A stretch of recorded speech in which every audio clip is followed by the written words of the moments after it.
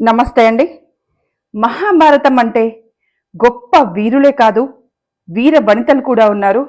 యుద్ధంలో తన సర్వస్వాన్ని, తన కడుపున పుట్టిన కొడుకును, తన మనవన్ని కోల్పోయినా కూడా పాండవుల మంచి కోసం, పాండవుల కోసం తన సర్వస్వాన్ని త్యాగం చేసిన ఒక వీర వనిత కథ ఈరోజు తెలుసుకుందాం. ఆమె హిడింబి. హిడింబి ఒక రాక్షస కన్య. హిడింబాసురుడి చెల్లెలు. అసలు హిడింబికి ఈ మహాభారతానికి సంబంధం ఏంటి? హిడింబి అసలు ఏ విధంగా భీముణ్ణి పెళ్లి చేసుకుంది? హిడింబి యుద్ధంలో తన పిల్లల్ని ఎలా కోల్పోయింది? హిడింబి శ్రీకృష్ణుడి నుంచి ఏ విధంగా వరాన్ని పొందింది అనేది మనం ఈ కథ ద్వారా తెలుసుకుందాం.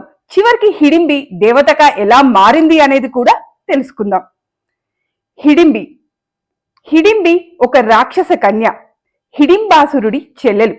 వాళ్ళు ఒక దట్టమైన అరణ్య ప్రాంతంలో ఉండేవాళ్ళు. హిడింబాసురుడు ఆ అడవి ప్రాంతానికి రాజు.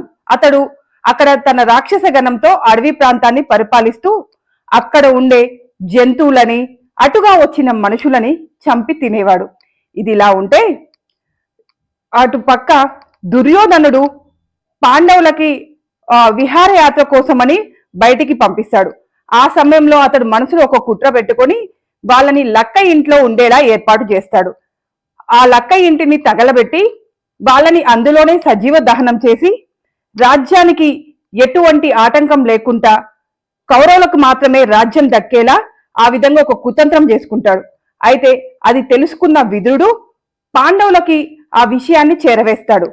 ఈ విషయం తెలుసుకున్న పాండవుల్లో రెండో వాడైన భీముడు రహస్యంగా ఆ లక్క ఇంటి కింది నుంచి ఒక స్వరంగాన్ని తవ్వుతూ ఉంటాడు.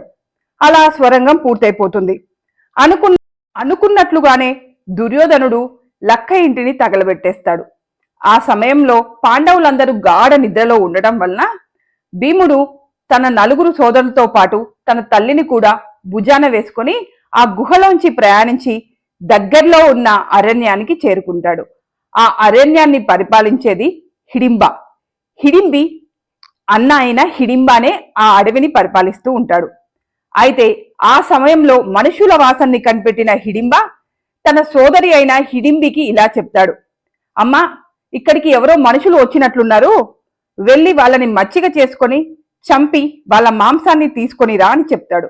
మొదట అదే ఉద్దేశంతో అక్కడికి వచ్చిన హిడింబి పాండవ కుమారుల్ని చూసి వాళ్ళలోంచి వస్తున్న ఆ కాంతిని చూసి వీళ్ళు సామాన్యులు కాదు, దైవిక శక్తి కలవారు అని అర్థం చేసుకొని తన ఉద్దేశాన్ని మానేసుకుంటుంది.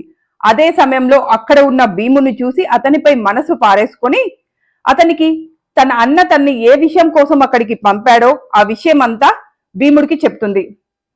భీముడికి అక్కడి నుంచి వెళ్ళిపోండి అని, మీ సోదరుని కాపాడుకో, ఇక్కడి నుంచి వెళ్ళిపో అని హిడింబి భీముడికి చెప్తుంది. కానీ భీముడు అంటాడు, ఈ సమయంలో నా సోదరులు, నా తల్లి అందరూ పడుకొని ఉన్నారు, వాళ్ళ నిద్రకి ఏ ఆటంకం కలగకుండా నేను ఇక్కడే కాపలా కాస్తూ ఉంటాను. ఒకవేళ నీ అన్న వస్తే నేను యుద్ధం చేసి అతనితో పోరాడి గెలుస్తాను, కానీ వీళ్ళ నిద్రకి ఏ ఆటంకం కలిగించను అని చెప్తాడు.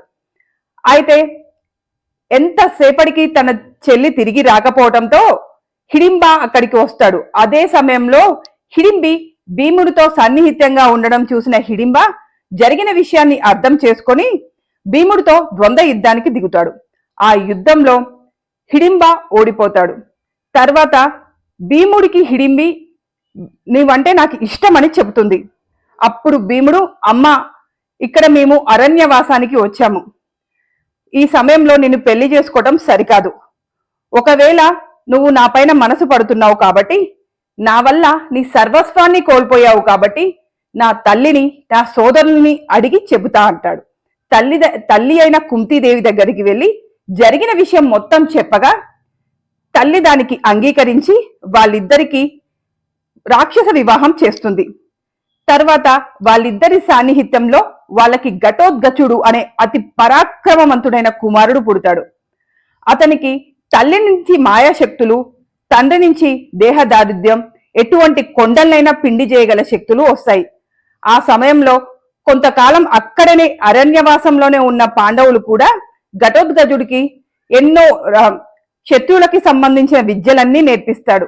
కొంతకాలం తర్వాత భీముడు మిగతా పాండవులు కూడా అజ్ఞాతవాసానికి వెళ్ళవలసిన సమయం వస్తుంది.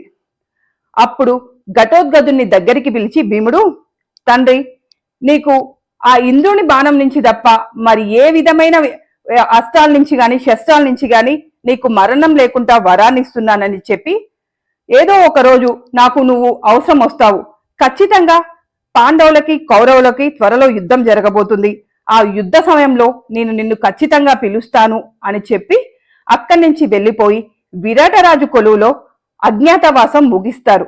ఆ తర్వాత మహాభారత యుద్ధం మొదలవుతుంది.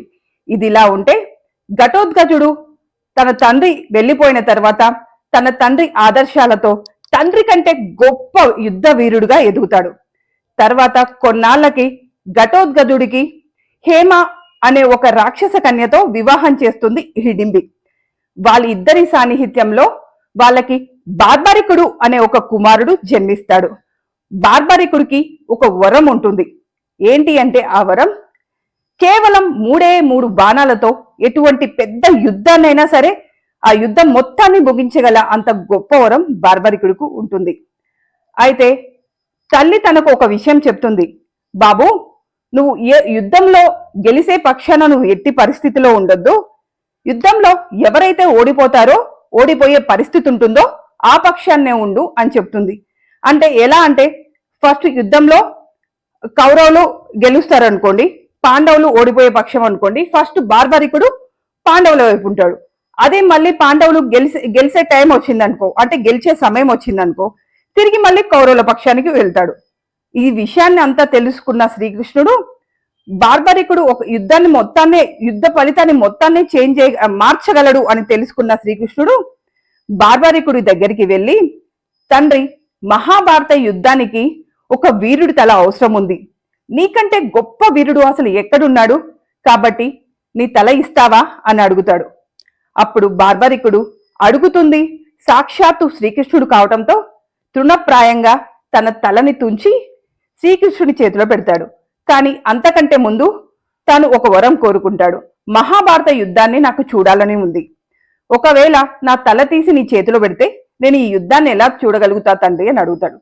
అప్పుడు శ్రీకృష్ణుడు, యుద్ధం అయిపోయే వరకు నీ తలని యుద్ధం చూసేందుకు వీలుగా ఒక కొండపైన పెడతాను, అక్కడి నుంచి నువ్వు పూర్తి యుద్ధాన్ని చూడొచ్చు అని చెప్పి అతని తల తీసుకెళ్లి ఆ కొండపైన పెడతాడు. ఇక మహాభారత యుద్ధం అనేది మొదలవుతుంది.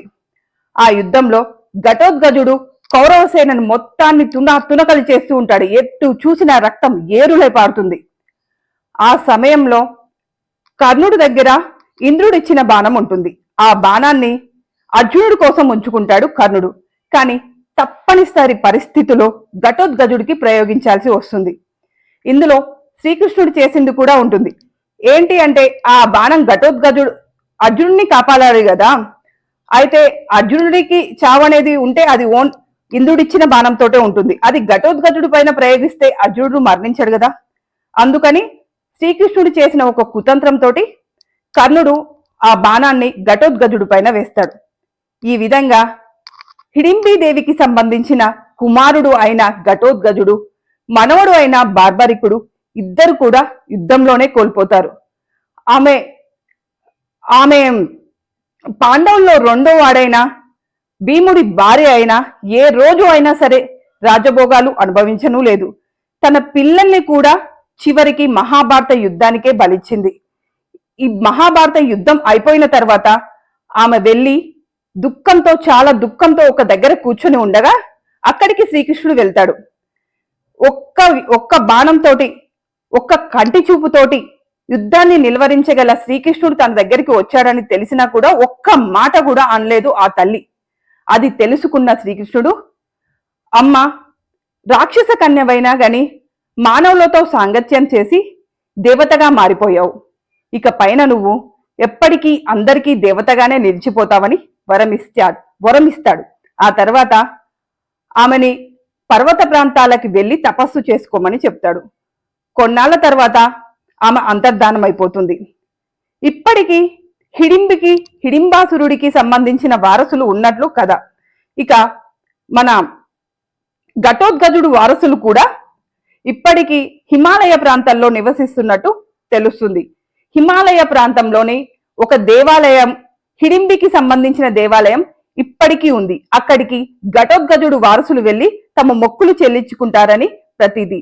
అక్కడ ఆ ఆలయాన్ని డోంగ్రీ దేవి ఆలయంగా పిలుస్తారట.